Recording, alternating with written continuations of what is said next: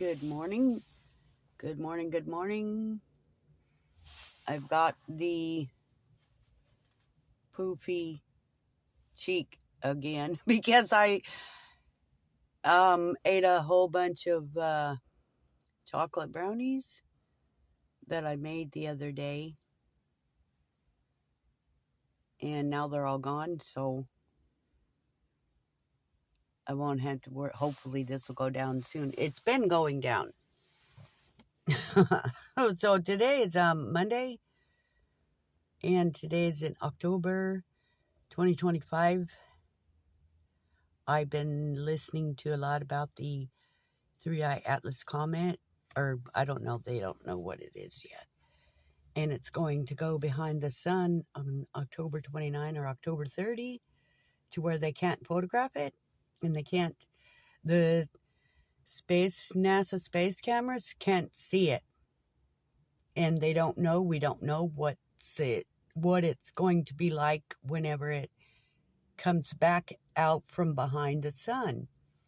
But when it comes back out, they'll be able to see it again. It won't stay here, though. Apparently, it's speeding on its way somewhere else. So that's just interesting. They say, the scientists say, the astronomers say, the NASA Space Explorer authorities say that it it is the third interstellar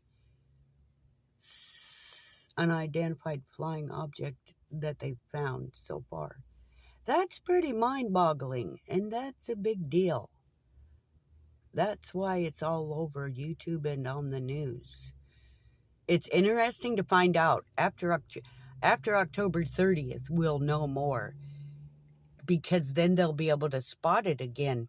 And I think they're hoping to be able to trap it and snag it before it gets out of town, like it's on its way out of town, or our galaxy, or whatever, our area. It's on its way out of town, and they're hoping to trap it.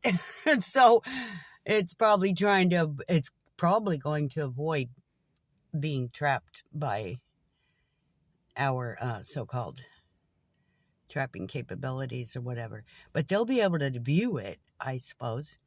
I don't think they could trap it. I don't think they could catch it. It's going and it's going really fast, whatever it is. It's interesting. It's neat. I've been listening to it. Everyone has on YouTube. But some people I talk to, they say, what?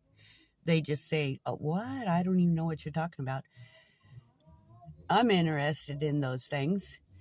And today I go to Octapharma. I donate plasma. I can't get a part-time job. Well, there isn't any. And a lot of, I can get money this way.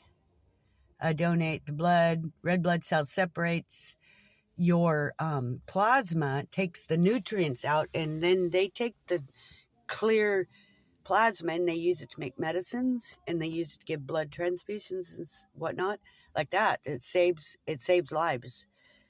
So it's a good thing I'm doing, and I'm getting paid for it. And they load money onto your card when you're done. I can pump it out in 30, 40 minutes. They put the needle in your arm, and the blood comes rushing out, goes into the receptacle. The machine separates the cells, the red blood cells, from the plasma. And then they keep the plasma, goes into a container on the machine. And when you get a certain amount, according to your body weight, like a bigger person has to give more to get the same amount of money, which, well, doesn't seem all that fair. Maybe they get more money. I don't know. I don't think so, though.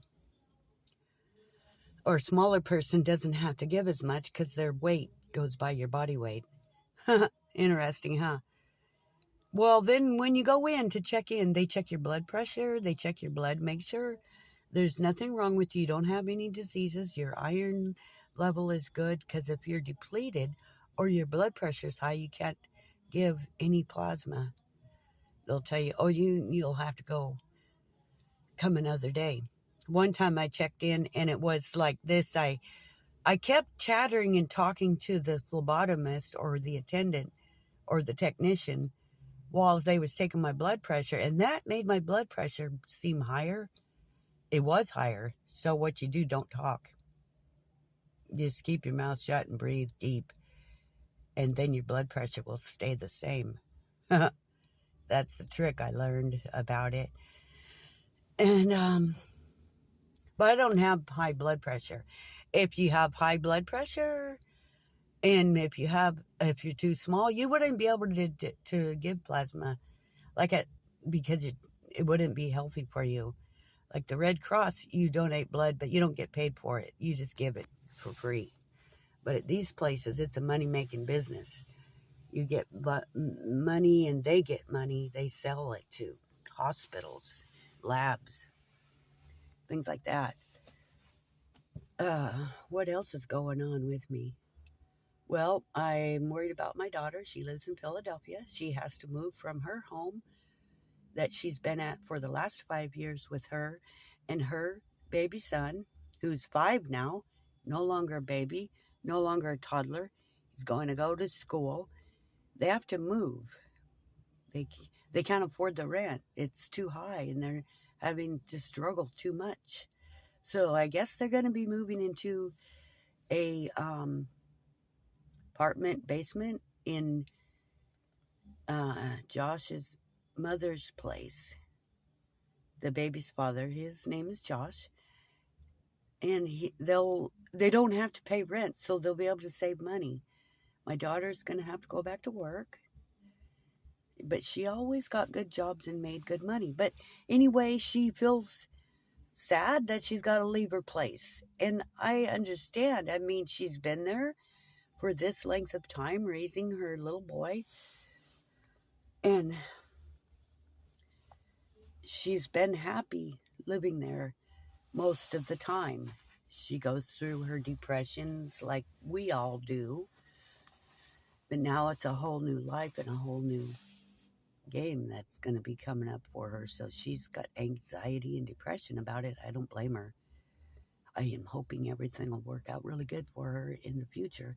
She wants to have a home for her son. You know, she wants to have a home for him to be growing up in, buy a house and everything, and live in a stable environment with a nice home for her son to grow up in. The kind of thing we all dream of. Like all my life, I spent all my adult life applying for good jobs that I never got. Going to college in my 20s to get skills for the secretarial general office clerk that I could never get the job. So it was such a waste, but I did learn. And then in my 40s, late 40s, early 50s, I went to, it was called Cambridge College Medical Billing and Coding School. Well, I learned all about medical billing and coding, how you convert the chart, what the doctor writes of the diseases that the people come in to a medical office or a hospital has to be converted into a code to be put on the insurance paper for the insurance company to pay for the person's hospital visit, doctor visit. And they even say, oh, the patient can do that themselves too. Well, I don't think they could because they don't know the codes. I went to this school and paid a lot of money, $10,000. But sure enough, I never got a job. They were advertising this college on TV and saying how, oh, you'll get a good job when you're done and you'll live there, you know. But I never did. So that was a ripoff. That was just a disappointment. When I graduated, I didn't get I went to send out my resume, and I even did a 30-day unpaid externship in order to graduate. I never could get the job anywhere. So I learned more. I have the book Language of Medicine, talks about the human body, tells you all the body parts, inside and out. The names of them, diagrams, pictures, everything. Anyway, Today's Monday. Today's a good day, and I hope everyone has a great day and goes out and makes it wonderful and has a wonderful day without even having to try too hard. God bless you. God bless the universe. And may the universe bless you. And I. Thanks for listening.